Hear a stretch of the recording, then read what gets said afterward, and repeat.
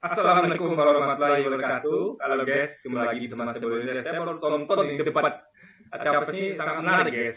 Jadi Anies itu merujak semua capres gitu kan, baik Prabowo maupun Ganjar. Nah, apalagi di Ganjar. Ganjar itu dirujak habis guys, sampai Ganjar tuh nggak bisa, kalau Pak Prabowo kan masih bisa counter attack, meskipun counter attack dia nggak kena sasaran gitu kan. Ganjar itu betul-betul nggak bisa ngapa-ngapain guys, gitu. Dia bisa menanyakan gitu kan. Jadi gini, jadi secara meskipun Pak Prabowo ngaco counter attack gitu kan, nggak kena. Nah, Ganjar bahkan nggak bisa counter attack sama sekali. Jadi tentang masalah IKN, kata Ganjar kan, bertanya Pak Anies kan Jakarta tuh banyak masalah, polusi, kuota penduduk dan segala macam. Nah, kenapa nggak Pak Anies dukung ketika dipindahkan ke IKN, di mana itu kan akan memeratakan sehingga masalah Jakarta kurang. Jadi ada itu beban itu dialihkan kepada IKN gitu kan. Nah, ini Pak Anies jawab dengan data guys, bahwa sesungguhnya masalah kemacetan sama polusi itu yang dilakukan oleh aparat negara itu hanya 4%. Artinya 96% itu adalah rakyat, penduduk luar ASN. Dan kita tahu di IKN itu nanti yang pindah itu adalah hanya aparat negara saja, karena yang dibangun itu adalah fasilitas pemerintahan, gitu bos. Yang dibangun itu, ya kan? Jadi memindahkan aparat sipil ke IKN sehingga masalah Jakarta hanya akan kurang 4%, nggak signifikan. Nah, jadi ketahuannya kita tuh harus mengatasi masalah, jangan lari dari masalah. Jadi kalau ada masalah Jakarta, kita atasi. Makanya Pak Anies buat kebijakan yang mengatasi itu. Alih-alih dia tuh meninggalkan Jakarta dan pindah ke IKN, dia tetap di Jakarta untuk menyelesaikan masalah itu. Jadi kata Pak Anies jangan tidur Belanda. Belanda itu ketika ada masalah di kota tua, tanahnya turun, ya, lalu pindah ke pusat pemerintahan Belanda itu ke selatan. Enggak begitu. Sedangkan kita tahu Belanda aja di Amsterdam, di Belanda tuh dia nggak pindah. Jadi ketika ada masalah penurunan muka tanah di Belanda, mereka tetap konsisten. Mereka bahkan buat dam di situ. Nah, kenapa Belanda melakukan itu? Karena dia bukan pakai dana dia, tapi dana rampokan dari penjajah Indonesia, gitu kan. Nah, jadi Belanda curang guys. Kalau di Indonesia nggak mau bangun dia Jakarta itu, karena kan itu Jakarta bukan tanah dia hanya numpang untuk merampok. Sehingga dia nggak perlu pembangunan itu. Ngapain kok usir kota tua? Wah itu cuma sementara. Makanya enak dia memindahkan. Oh masalah sini dan sini. Tapi kalau Belanda kan bisa begitu. Kayak itu adalah negara dia. Ya dia walaupun ada masalah dituntaskan dia habis-habisan. Nah kita harusnya tiru Belanda untuk menyelesaikan masalah di Belanda dengan memperbaiki masalah itu. Bukan niru Belanda yang di Indonesia yang bukan wilayah dia pindah. Nah Jakarta itu kan wilayahnya Indonesia. Ada masalah ya selesaikan dong. Jangan pindah ngurus wilayah lain. Setelah ini kita selesai itu. Jadi kan Ganjar dirujak gitu kan.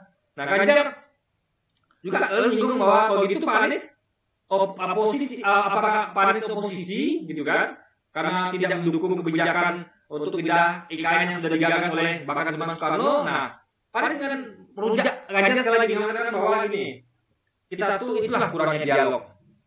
Kita tuh buat kebijakan tuh otoriter, tidak melibatkan publik. Jadi kebijakan itu ketok palu, lalu ada pro kontra. Harusnya kan diajak publik dialog, sehingga nanti kontranya sedikit.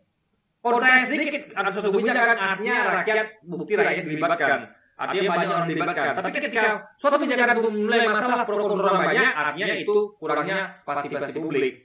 Karena kalau publik diikutkan, tentu ini deh, di komplek kita ini, rakyat diajak berembuk, diajak kumpul semuanya. Ini ada kebijakan ini nih, kira-kira setuju atau tidak. Lalu setelah dialog yang panjang, semua mereka pendapat, lalu diambillah suara terbanyak, gitu kan? Dimana sih lebih banyak setuju? Bahkan kalau sekalipun yang tipis bedanya antara setuju dan setuju, itu diubah. Aturannya nggak jadi dibikin, karena banyak kontra. Sehingga nanti dicari lagi sampai kontra sedikit. Nah, ketika kontra sedikit, baru dibuat kebijakannya. Jadi ketika yang dibuat kontra sedikit, karena sudah teruji ketika mau dibikin, gitu loh guys. Nah, yang sekarang tidak. Ketika diputuskan ibu kota pindah ke IKN, itu banyak kontra. Artinya, ketika proses itu terjadi, itu tidak dilibatkan rakyat, sehingga pro kontra itu tidak bisa dideteksi. Tapi nggak guys? Karena deteksi pro kontra itu adalah ketika disusun kebijakan, bukan ketika dikeluarkan. Artinya ketika kebijakan itu sedikit kontranya, artinya itu sudah melalui pelibatan rakyat. Jadi faktanya banyak sekali kontranya gitu. Nah, artinya itu adalah kekuasaan itu lebih otoriter. Artinya kebijakan dibuat dulu, urusan dialog publik belakangan. Makanya jadi banyak kontra. Harusnya kan urusan publik nomor satu, baru kebijakan keluar. Sehingga harus diminimalkan sedikitnya kontra. Itu baru kebijakan yang baik.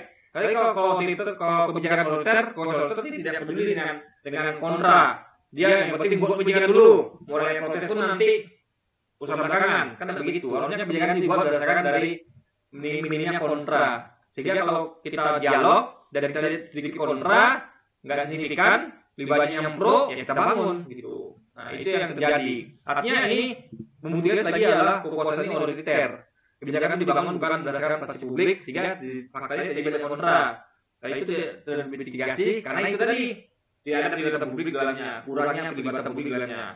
Jadi ini sekali lagi Pak Ganjar ini sangat dibuat terdiam oleh Pak Anies. Dia bisa counter attack sekali, guys. Kalau Pak Prabowo kan masih bisa counter attack meskipun counter attack-nya masih ngaco gitu kan.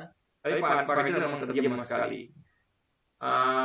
Tapi masih menurut saya masih mending Pak Ganjar deh daripada Pak Prabowo. Kenapa ya?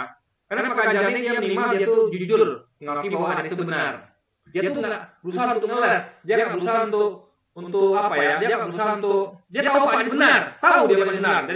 Dari diamnya dia tahu. Karena kan orang diam nggak mampu mengkonter, artinya dia tahu bahwa mau konter apa orang ini. Wong semua katanya benar. Tapi kalau Pak Prabowo masih ngeles.